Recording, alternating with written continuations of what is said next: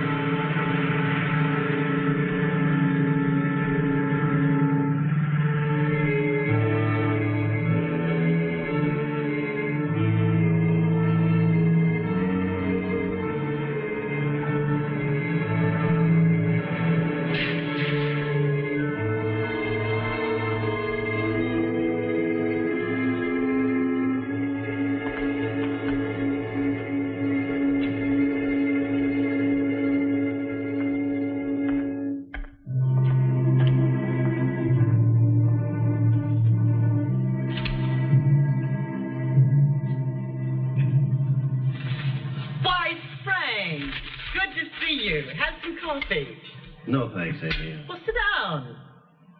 Okay. What's the matter?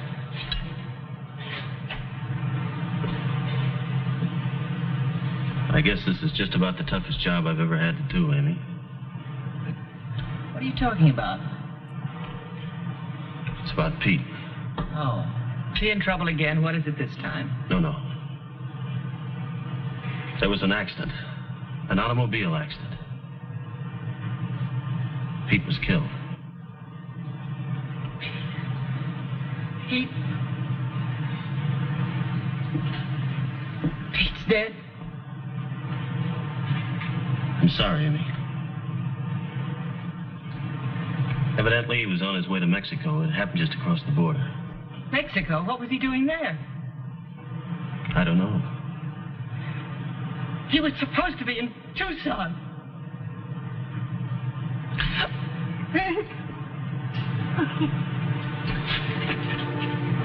Amy. My office will take care of all the arrangements if you like. Arrangement. Oh, yes, thank you. If there's anything at all we can do, you know.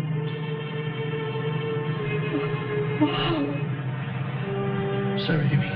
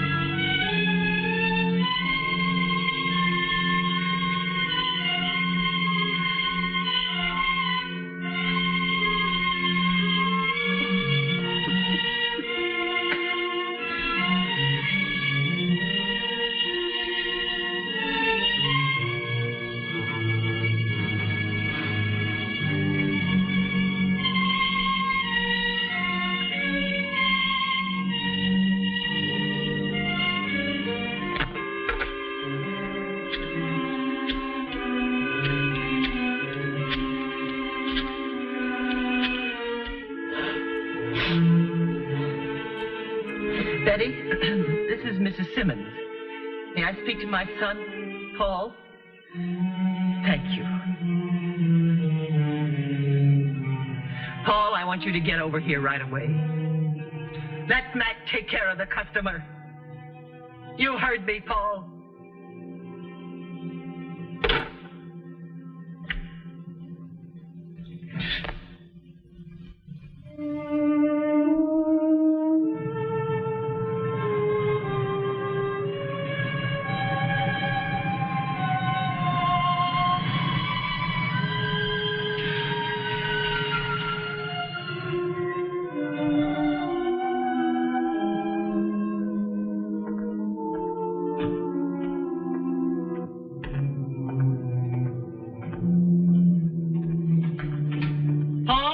I'm in here. What's the big hurry, Marty? I thought I told you not to let Pete drive one of those cars. Hey, wait a minute. Pete's a big boy. If he gets kicks out of driving, I can't stop him. I could have stopped him. You should have told me. Well, I can't tell you everything. Hey, what's all this about, huh? Pete's dead. Oh, no. Why did you let him drive? I just told you. How'd you find out? The marshal got word from Mexico. Frank Morgan? Yes, but don't worry. He doesn't suspect anything. Are you sure? Oh. How many cars we got on the place? 3. They'll be ready to roll in the morning. Well, just to be on the safe side, you better have the boys dump them. Hey, wait a minute. Those hots are worth $9,000 to Mexico. I said to get rid of them. We can afford the loss. It's better than having them around in case anything goes wrong. Dump $9,000 in a ravine? How long do you think it'll take the police to find out that Pete's car didn't cross the border properly? If they start checking the records at Nogales, we're finished. Okay, I'll tell the boys.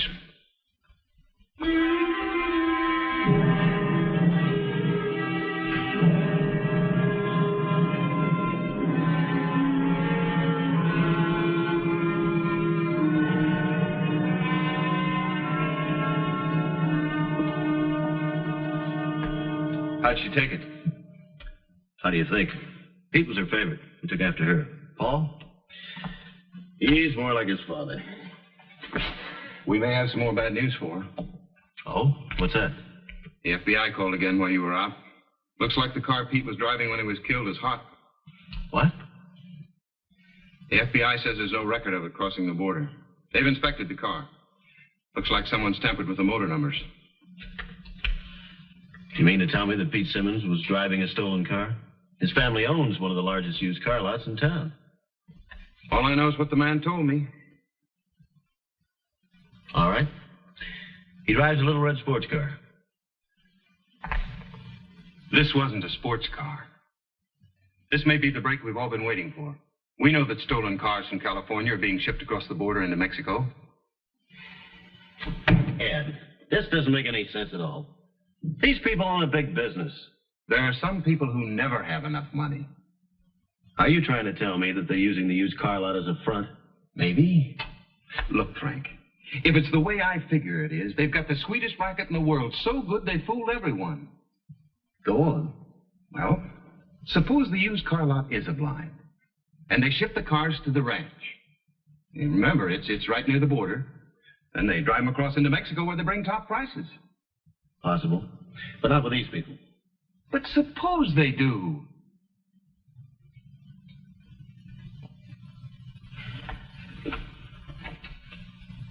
Get me the FBI agent in Mexico City.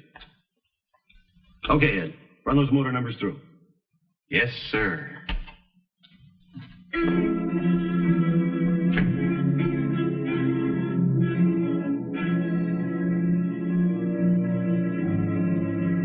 Yes, we processed the car, and we came up with the confidential numbers underneath.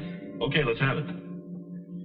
George, Boston, 0, 872981. And it was stolen in California? Huh? All right, thank you very much. Yeah, goodbye. Well, it was a switch, all right. You win, Ed.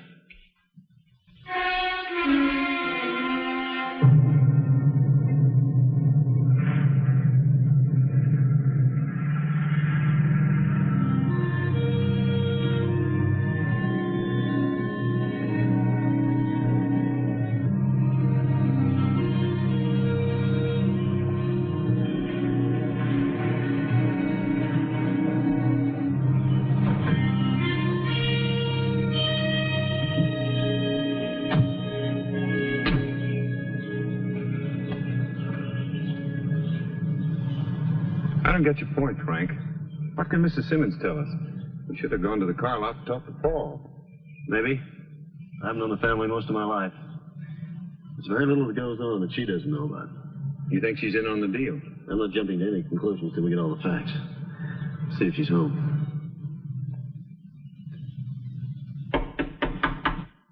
Come in.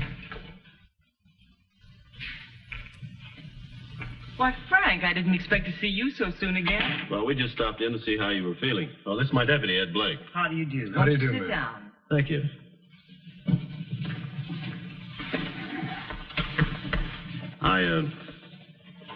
I've had a talk with the authorities in Mexico City. Everything's being taken care of. Thank you, Frank. I've also been thinking that, well, now that Pete's gone, you might need someone to manage the ranch.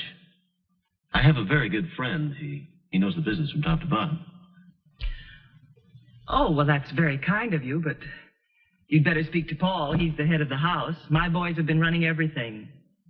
Oh? I thought you were still active. Oh, no. After Joe's death, why, I just turned everything over to the boys, the way they wanted it.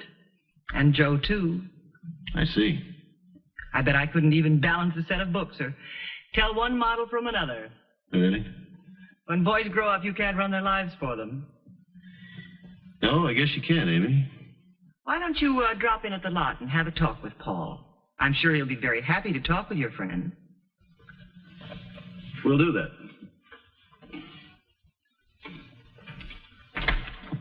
Well, I'm glad to see you looking so well. Thank you. Bye. Bye.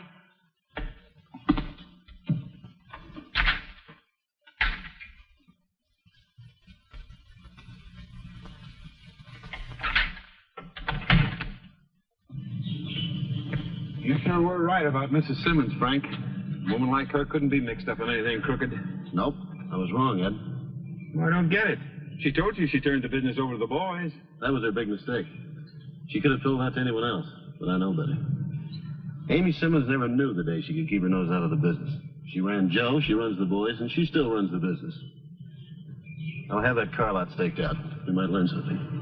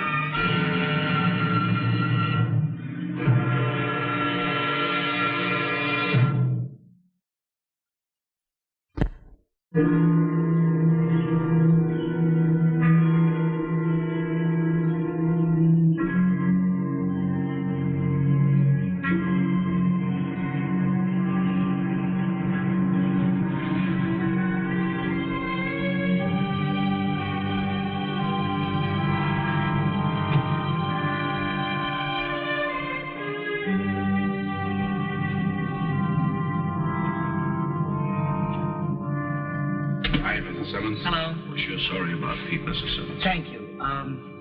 Will you excuse me, please? Sure. Stick around outside, boys. Yeah.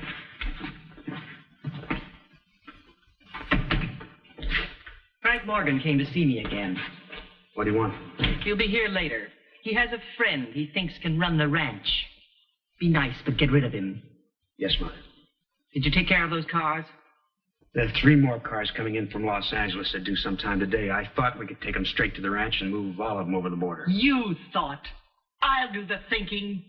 Look, there was nothing I could do about them. The message was waiting for me when I got back to the ranch. They're already on the way. You should have thought of a way to stop them. Mother, I couldn't. Don't you shout at me, Paul. Then stop treating me like a 3-year-old.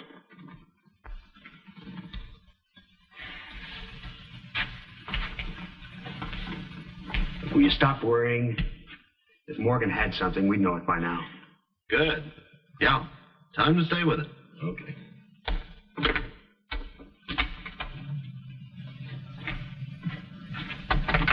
Ed? Yes, Frank? I think we got something here. Courtney's on the stakeout. He just called in. Mrs. Simmons went storming into Paul's office. Well, let's go. No, not right away. We haven't got any concrete evidence yet. I think if we string along with them, they might lead us to what we're looking for.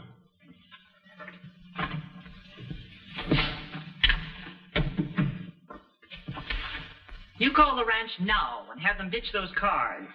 All right.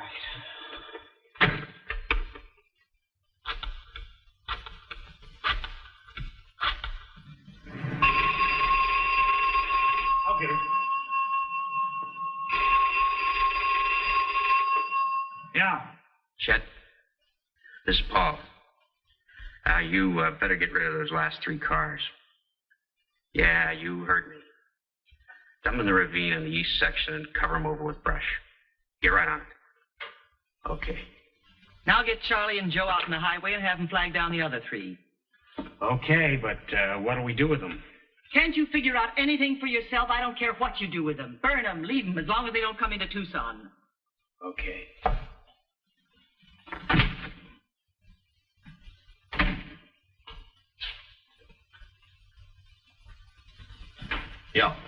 Yeah, okay, I'll get right on it. Courtney just radioed in. 2 of Paul's men are headed down Highway 80 towards California. You better stay here.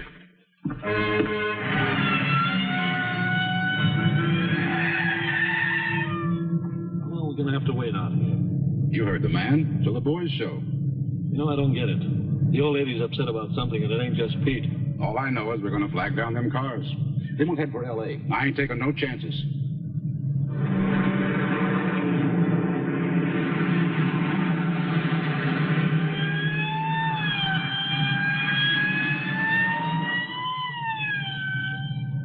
So, that's the way it is. Yeah, but it just don't make sense, Joe. Since when do we ask Mrs. Simmons questions?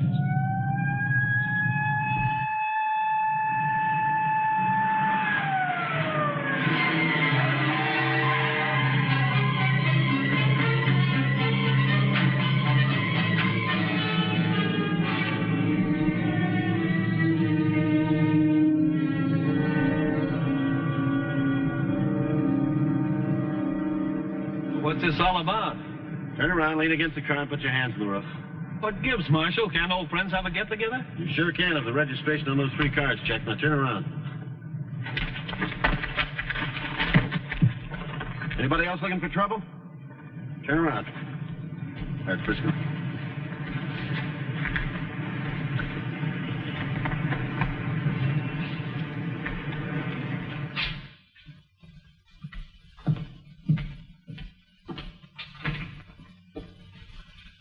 Have they talked yet? No. We might have tied it up in one nice, neat package if they had. I'm not so sure of it. With the reputation Mrs. Simmons has, it'll be tough to make it stick. Only their word against hers. Yeah, I guess you're right.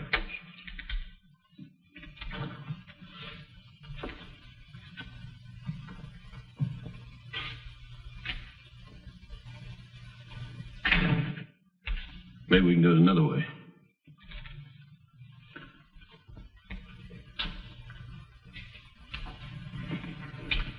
What's all this about, Frank? Sit down, Paul.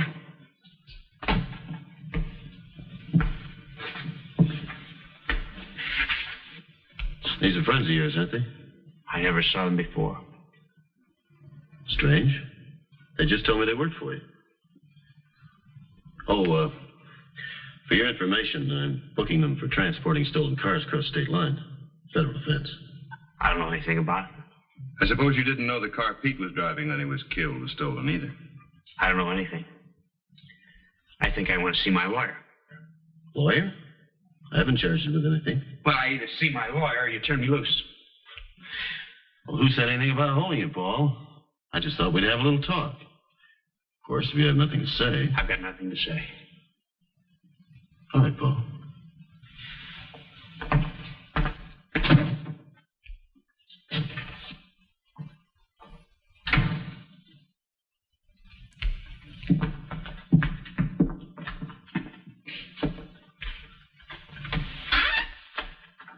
Well, in about an hour, you'll see.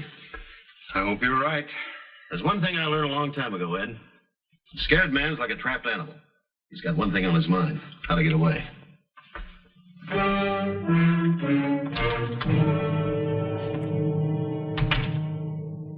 I tell you, we're in this over our heads. Don't you understand Morgan's got the drivers? Well, we got to get out of here right away. But he hasn't got anything on you. He'd have never turned you loose. Look, will you stop talking and get the money out of that safe? 200,000 will take us a long ways. Look, will you open that safe? All right, Paul. We'll go. You're just like your father, afraid to take a chance. When the chips are down, you can't play the game. Besides, if Frank Morgan gets his hands on you again, we're sunk. My briefcase is in the hall closet.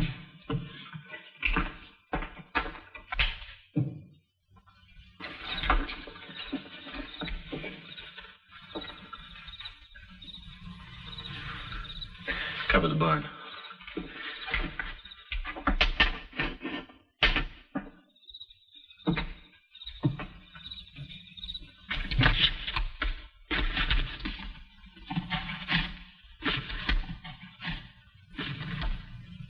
We'll go in your car and cross the border at Katabi. You're not going anywhere, Amy.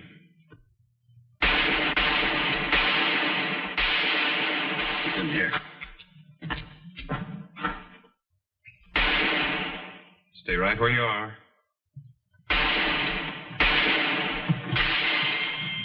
You run back.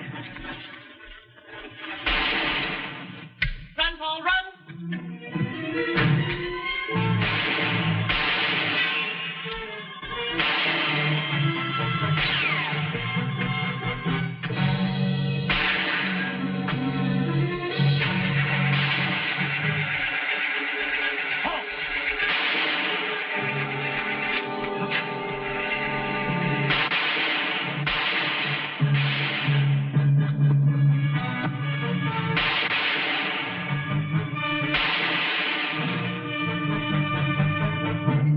Get over there.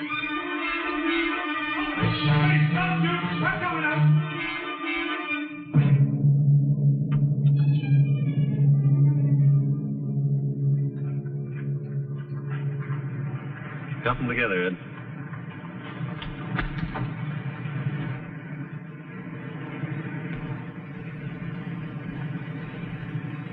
Just another few minutes, and I'd have been free and clear. Amy, if you never went to jail, you wouldn't be free and clear. Not after what you've done to your sons. Let's go.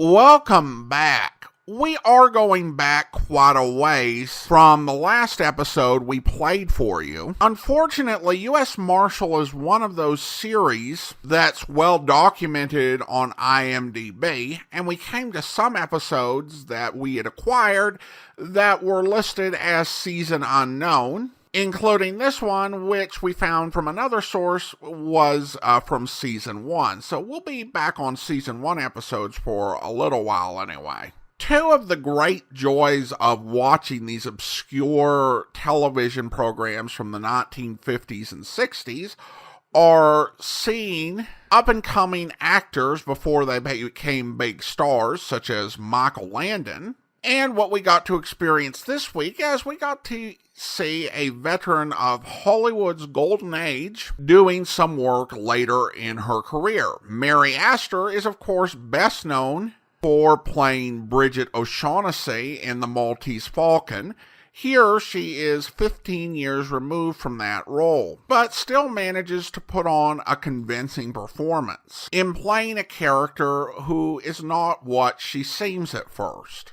At this point in her career, Astor was doing quite a bit of television work, and she was on the cusp of the release of her first memoir, which would become a bestseller. She'd have her last major film role a couple years later in 1961 in Return to Peyton Place.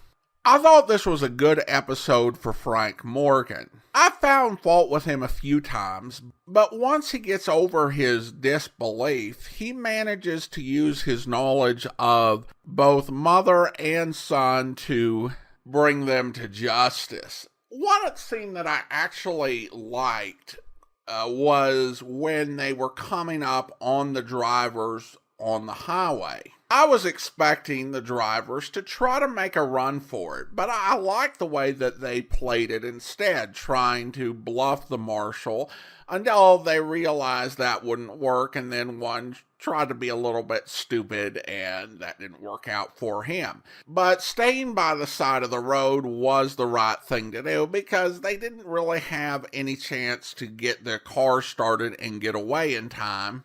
And for all they knew, the sirens could have been related to something else, and they'd just be drawing suspicion to themselves. Running away would have been a sign of total and complete panic and the abandonment of logical thinking. So it does show that whatever Amy's flaws, at least she didn't hire panicky idiots to work for her. That's all for now.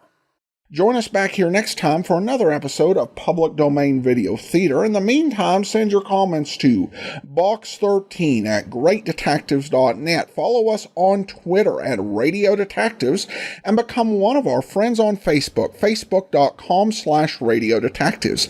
And if you like these videos, you can become one of our patrons at patreon.com/Radio Detectives. From Boise, Idaho, this is your host, Adam Graham, signing off.